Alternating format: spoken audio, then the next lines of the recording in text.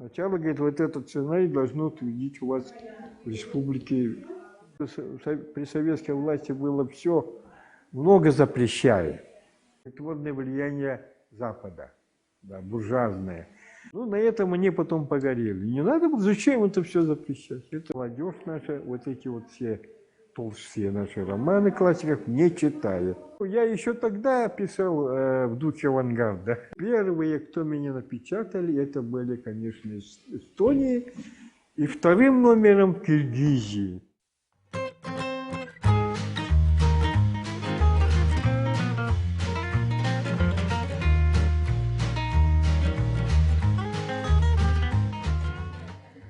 Ну вот в 60-х годах, ну я еще до института писал стихи. Да, ну, сочинял. Ну, естественно, самые первые стишки мои, довольно слабые, это были любовные, конечно. Так как я был влюбчивый, я влюблялся и начинал писать стихи, посвящать эти стихи вот своей даме прекрасной, да. Угу. А когда приехал, значит, в Москву, учился там, сценарно-киноведческий факультет, так называемый, тем более у меня, как говорится, руки развязались, я стал бурно писать, очень много писать стихов, ходил в литературный кружок какой-то там был, в общем, ага, печатал. А у нас был еще такой полуподпольный журнал, «Футурик» такой был. Полузакрытый такой, полусекретный «Футурик». И там мы писали все то, что мы сами вот думали, хотели, вот это творчество там, это все мы до этого нашего институтского журнала. И там печатали мои стихи, мои первые рассказы, все было там. Это 60-е годы, да? Потом, когда руководство, руководители, то есть наши институтские, узнали об этом, естественно, нас вызвали, как говорится, как следует отчитали, сказали, не смерть, никаких там журналов, не надо, все. И все, и на этом, как говорится, дело прекратилось. Вот, и, конечно, это мне дало какое-то вот такое начало для творчества, для писания. Ну, я сначала писал только стихи, ну и рассказы, конечно, писал. Писал еще сценарии. Сценарий писал. Вот как-то приезжал в 60-е годы в Москву Лев Габышев, такой у нас писатель был хороший. И он продвигал свой киносценарий «Тайна предков». Да. Это по повести Николая Якутского «Золотой ручей», Камыштяурье.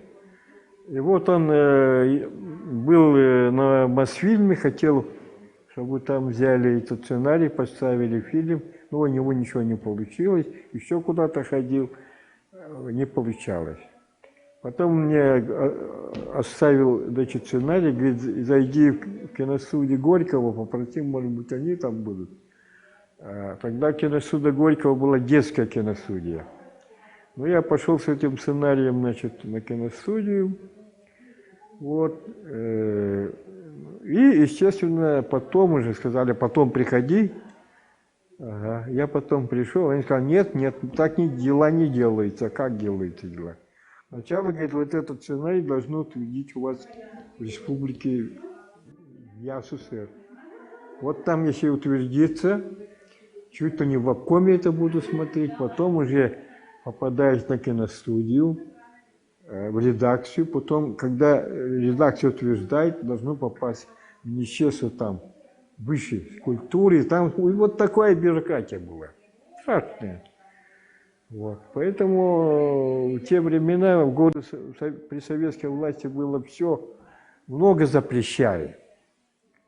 Даже такая глупость была, даже запрещали вот ходить в узких штанах, вот таких вот в ярких одеждах, чтобы люди не ходили. Стиляги такие вот были, да, вот они боролись со стилягничеством, как влияние, притворное влияние Запада, да, буржуазное. Прически у нас были вот такие высокие, кокназы. Это все обстригалось в милиции. Не надо было слушать зарубежную музыку, особенно джаз, ну и так далее. Запретов было много. Запрещали читать иностранных писателей, тоже запрещалось. Запретов было много. Ну, на этом они потом погорели. Не надо было, зачем это все запрещать? Это такие дела же, мелочные дела. Одежда, там, прическа, книга. Зачем? Вот. А насчет книг, значит, в Авгике я зачитался именно иностранными писателями и литераторами. Ну, конечно, Хемингуэй тогда был на высоте. О, мы говорили, Хэм. Портреты Хэма висели почти в каждой комнате. Да, и вот он нас, конечно, привлекало внимание, наши чувства такие вызывали хорошие, что он писал не как все, да, не как классики, особенно русские. Вот. Там много, долго там описание природы идет, потом дорога туда приводит в деревню, описание деревни, потом люди разговаривают по 10 страниц. Вот такая литература была. Она называлась классическая. Ну и, естественно, зарубежные романисты тоже, типа Золя и так далее, писали долго и нудно. Вот. А Хемингуэй писал очень кратко, сжато, динамично. Вот это нам нравилось, это было современно. И он же получил за повесть, значит, за свою повесть «Старик и море» Нобелевским лауреатом стал, премию получил Нобелевскую. «Старик и море». И вот это нас очень здорово, как говорится, мы все увлекались Хемингуэем. Хемингуэй нам нравился, потом Камю, такой был французский писатель Камю современный, Камю, Сент-Экзюпери, тоже «Маленький принц», он, еще другие, просто великолепные современные писатели, да, Ремарк. Я зачитывался Ремарком. Все, которые переводы выходили у нас, вот иностранная литература такой был журнал. В иностранной литературе обязательно вот переводили, были в каждом номере интересные были зарубежные произведения зарубежных писателей, и мы зачитывали. Камю, вот, там, и Камю писали, и Сент-Экзюпери, и всех печатали там, да, вот. Поэтому мы просто этими иностранной литературой зачитывались. А потом уже в середине 60-х появился Булгаков, «Мастер и Маргарита». У нас в России, по-моему, в журнале «Москва». Солженицын. «Один день Ивана Денисовича», да? Там же в «Новом мире» напечатали, в «Новом мире» Солженицын. Потом в журнале «Москва», по-моему, появился Булгаков. Все кинулись читать Булгакова, «Мастер и Маргарита», это вообще был фурор. До сих пор гениально, это любимая моя книга тоже, «Мастер и Маргарита», до сих пор я вот перечитываю, летом читал опять, в общем, восхищался. Вот, это Булгаков из наших писателей, ну, из классиков, если взять, классическую русскую, мне очень нравится Гоголь. Он так пишет сочно тоже, образно. Вот вчера на хуторе близ Диканька, вот это все, эти вот Шинель, Нос, вот эти все произведения, они немножко даже такие сюрреалистические, авангардные. Вот это Гоголь мне очень нравится. Даже «Мертвые души», я считаю, это великолепные произведения. «Мертвые души». Вот из писателя. Ну, конечно, Достоевский. «Идиот». Вот. Ну, Достоевским тоже мы зачитывались, да. Ну, Толстой, само собой, Лев Толстой. Обязательно. Но сейчас я заметил, молодежь наша, вот эти вот все толстые наши романы классиков не читает. Они не читают ни Толстого, ни Некрасова. Вообще как-то вот равнодушный, да? Даже Пушкина мало стали читать. А Пушкин-то великолепный писатель, он живой тоже. Каждый рассказ, повести у него вообще таким языком хорошим написано, он не скучный. Даже Пушкина не читают. Им хочется что-то такое коротенькое, клиповое, где все не растягивается, по 10 страниц там диалогов, разговоров нет. Вот такой вот сейчас потребность. Потому что у нас в жизни изменился темпоритм времени. Все стало более темпераментнее, как говорится, быстрее все меняется, понимаете? Информации очень много со всех сторон. И телевизор, и компьютер, и радио, и газет много, и журнал. Все, это все свалилось на нашу голову. Да? Очень много информации. Поэтому надо все быстро это все. Ну, такое время, что делать? Угу. Так что времена меняются, и язык писателя меняется, пишут уже по-другому, да? Вот. Ну, я еще тогда писал в духе авангарда. В 60-х годах я писал уже не как классика, классические поэзия, да, как поэты наши, а совсем по-другому. Авангардистские были у меня стихи, там без запятых, без знаков препинания, просто так вот белым стихом я увлекался, как белые стихи. Вот. Потом короткие такие смачные тоже вот образы, ну и так далее. Я вот тогда еще. Вот. И поэтому мои стихи в советское время нигде не печатали. Я приносил в редакцию, они посмотрели, не, ну как, так же не пишут. Надо писать, как наши классики, как Лермонтов, там, Пушкин, как Евтушенко хотя бы и Шевченко вот пишут нормально. Вот так надо писать. Я говорю, нет, мне хочется именно так написать. Поэтому как-то один раз я дома лежал, слушал, ловил. Мне нравилось ловить вот эти вот по приемникам передачи. Особенно я часто слушал «Голос Америки», радиостанцию «Свобода», вот тогда вот Европа, вот это все передавали такие новости интересные, да. И как-то я слушал, и вдруг была такая передача о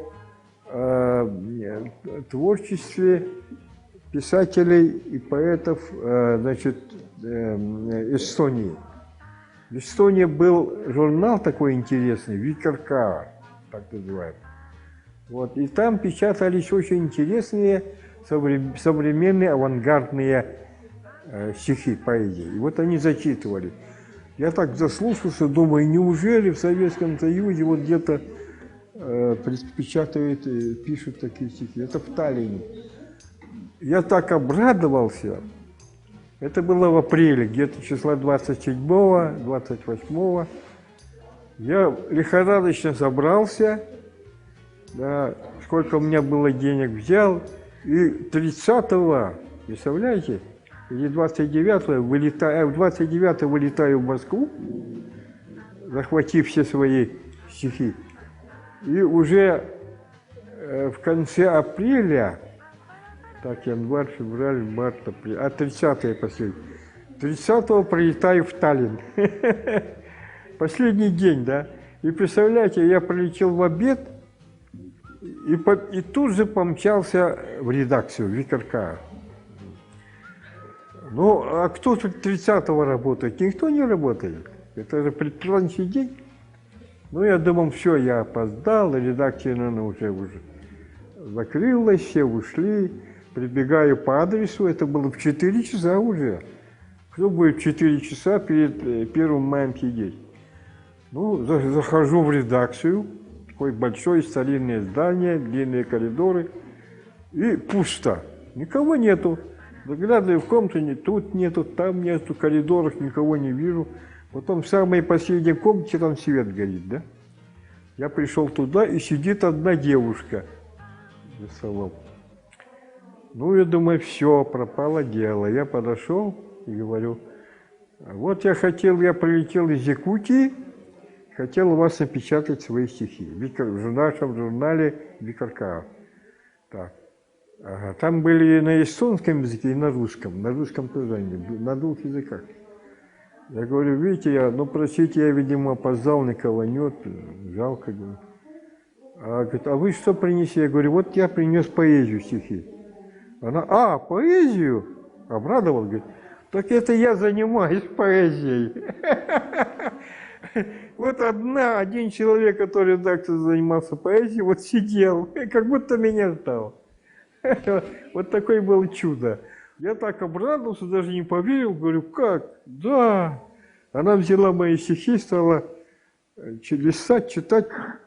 Ой, а я хотел там всего дать где-то 3, 4, 5. Ну, думаю, 2 стихотворения напечатаю, и то победа. Она почитала, говорит, а у вас еще есть? Я говорю, есть. Еще я даю, читаю, еще есть? Есть.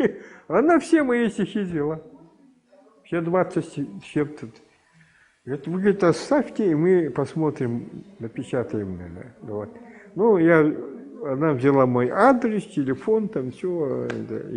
Я обратно помчался на вокзал. На 1 мая я не остался, потому что 1 мая я планировал именно в Москве, у друга. Там у меня был друг еще, Алексей Щербаков, вот я хотел у него. Я помчался ночью на поезде в Москву. Вот таким образом я быстро, молниеносно, значит, и первые, кто меня напечатали, это были, конечно, из Эстонии, и 2-м номером в Киргизии. Ну, в Киргизии, правда, одно стихотворение напечатали, и то посвященное именно Бишкеку. Да, городу Бишкеку, они это напечатали. Так что я начинал печататься именно в союзных республиках. А у себя на родине, в Москве, меня не печатали. Вот так. Ну, а потом пошла перестройка, 90-е годы наступили, и в 1990 году как раз был год Белой лошади. Год Белой лошади, и вот мы организовали такой литературный поэтический кружок. Она называлась «Белая лошадь». Вот. Литературный кружок «Белая лошадь», они сейчас только как легенды. Вот. И только тогда стали уже, у нас молодежь Якутии, стали печатать мои стихи. Вот так вот такая история.